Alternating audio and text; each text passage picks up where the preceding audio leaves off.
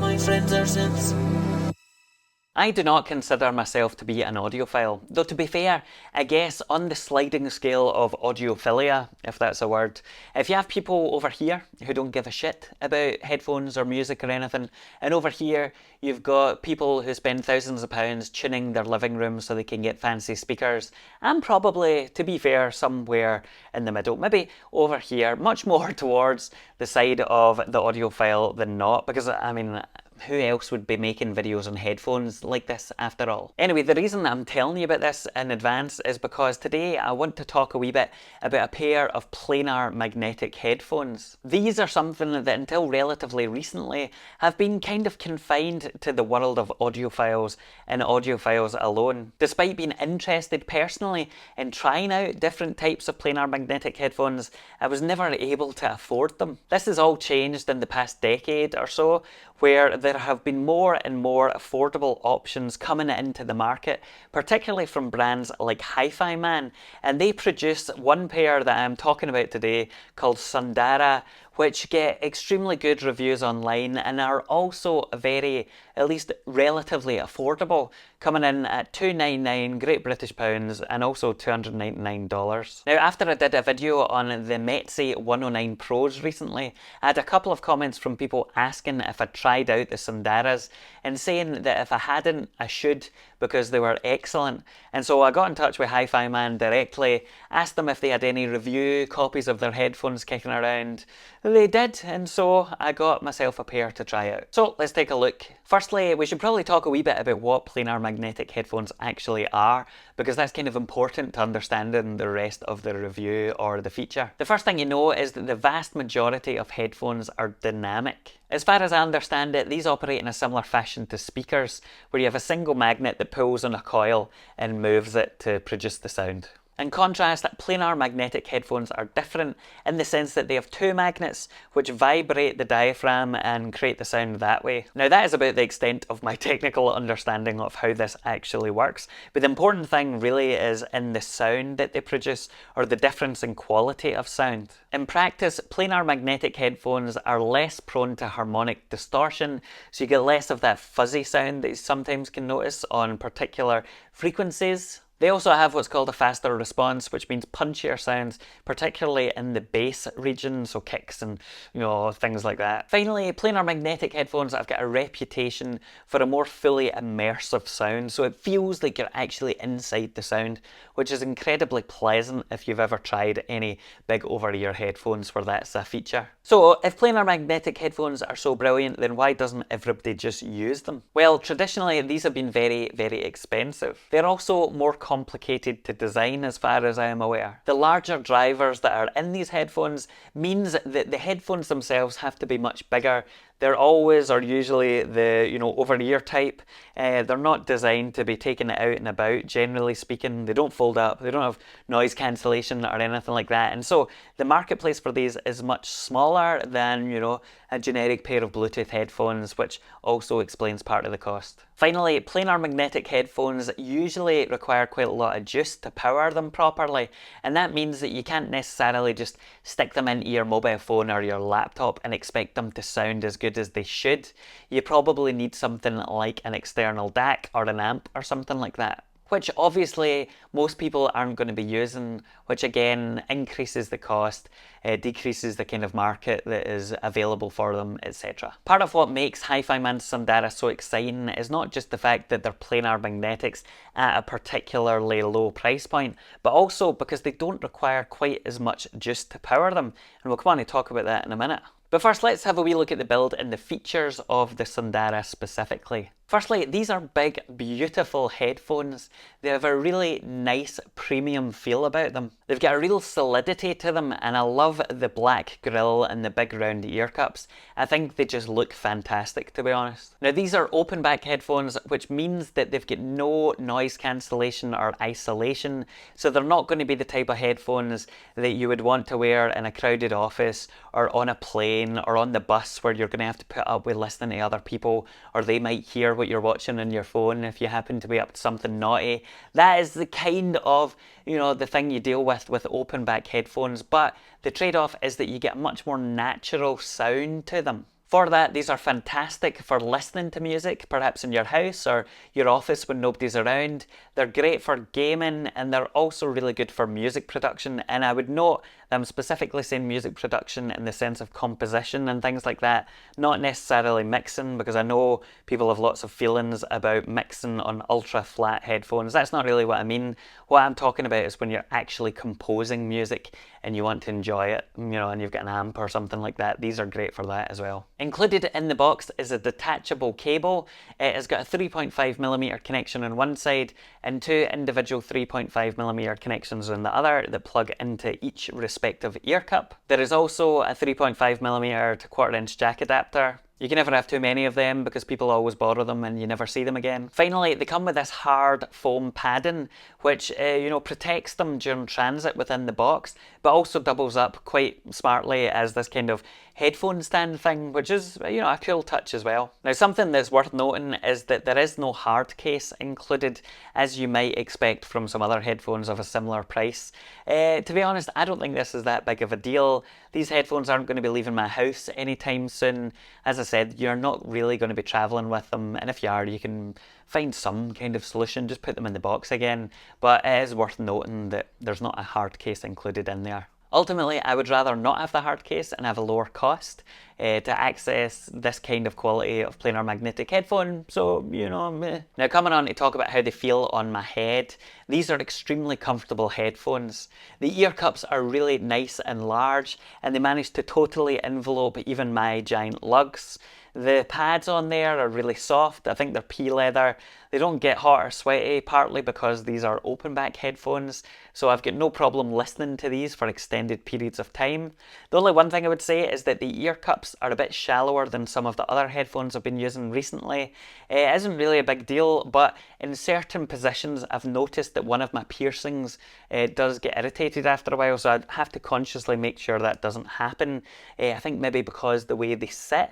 That isn't a big deal. It probably won't affect any of you, but if you do have enormous ears that kind of stick out like King Charles, then you might want to check they fit before you get them. The headband is adjustable via clicks on either side, and your head itself rests against this kind of fabric band that sits over the top of it. It doesn't actually make contact with the plastic, which makes things feel a bit more natural and also a bit more comfortable as well. In terms of the clamping force, which is how much they press in on your head, I was pleasantly surprised to find that that wasn't as tight as I might have expected it to be.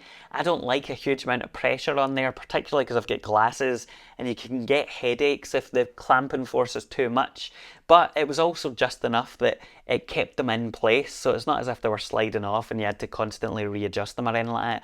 So for me, the clamping force was good. Now, in terms of the technical specifications, Sundara has an impressively wide frequency response range from 6 Hz all the way up to 75 kHz, which is way wider than a lot of the other headphones I have tried.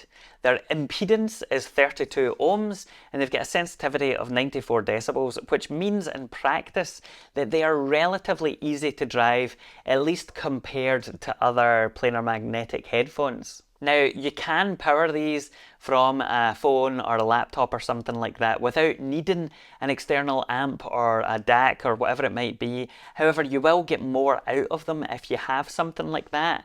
I noticed a bit of a difference when I used either my MacBook Pro 16-inch, which apparently can drive higher impedance headphones, but particularly when I used a wee external DAC called the FIO E10K. I mean, you can pick this up for like 60 or 70 quid, and I would recommend that if you're going to be trying headphones like this and you want to get a better experience of listening, then there's not much more to pick one of them up, and you may as well just do it. So on we come to what is always the most controversial part of any review of headphones, and that is the sound. Now, I'll give my usual caveat here, which is that everything I'm about to say is based purely and entirely on my own subjective experience as somebody who likes to listen to a lot of music, that creates a lot of music, and over the years has tried out a whole bunch of different headphones. If you're looking for frequency graphs or in-depth technical explanations or objective viewpoints, if there is such a thing, then you're looking in the wrong place. If you're still here after that extremely lengthy caveat, then what I will say to you is that these headphones overall sound really, really good. And now that may be a terrible review, but what I mean by that is that they sound really nicely balanced. There isn't really any spikes in there in the frequencies that I've noticed. The bass is much more punchier and present than I expected, but it does so without being overwhelming or too muddy. That might be because there isn't a massive amount of kind of mid bass, but I found that this kind of cleans up, or it takes the EQing really nicely. So what I mean by that is that if I'm using my external DAC, which has got a bass booster on it, usually if I put that on with other sets of headphones, it just sounds way too muddy, way too much. It's not particularly pleasant. Whereas with the Sundara, that bass booster really brings out the punchiness in a very pleasing way, which suggests, it takes wide EQ sweeps or wide EQ boosts quite nicely. When it comes to the upper mids, which is kind of where the defining part of the snare or a rim shot or something like that might sit, then I noticed that these headphones are very smooth and they don't fatigue your ears even after extended listening periods, and that is a characteristic that I particularly like.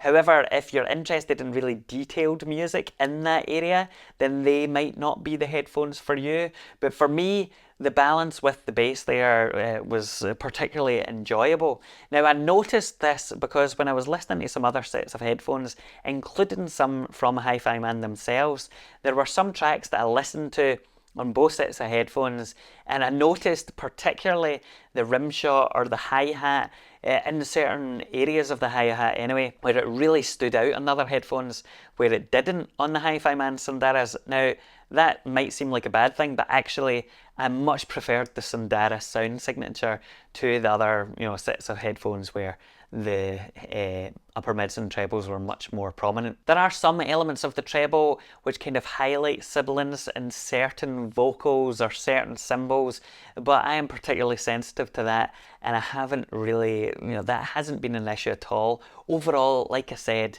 the sound is really nicely balanced, and I love that thump off the bass. Now, partly as a result of the open back nature of these headphones, they've got a really nice natural airiness to them, a particular quality that I personally really like.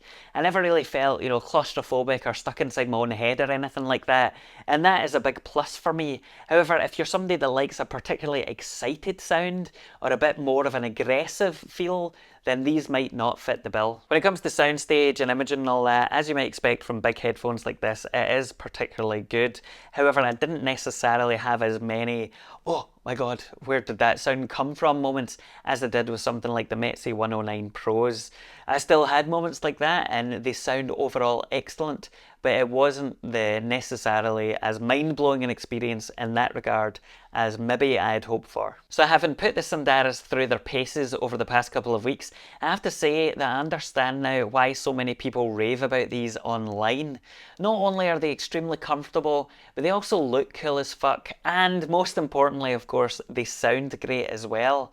Now, at 299 quid, they're incredible value, because even though that isn't really a small amount of money, it is as affordable as you're going to get when it comes to the world of audiophile headphones, and really you're not going to find anything at this quality at that price, at least not that I'm aware of anyway. I have genuinely been really impressed and pleasantly surprised with these, and they have very quickly become one of my favourite sets of headphones, which I actually didn't expect to happen. Now, if we understand the Sundara are a particular type of headphones which is open back, they're not designed to be portable or taken out and about when you're travelling, then the only downside that I've really been able to find with them for that purpose anyway is the fact that you might want to consider getting an external DAC or amp to make the most of the sound quality.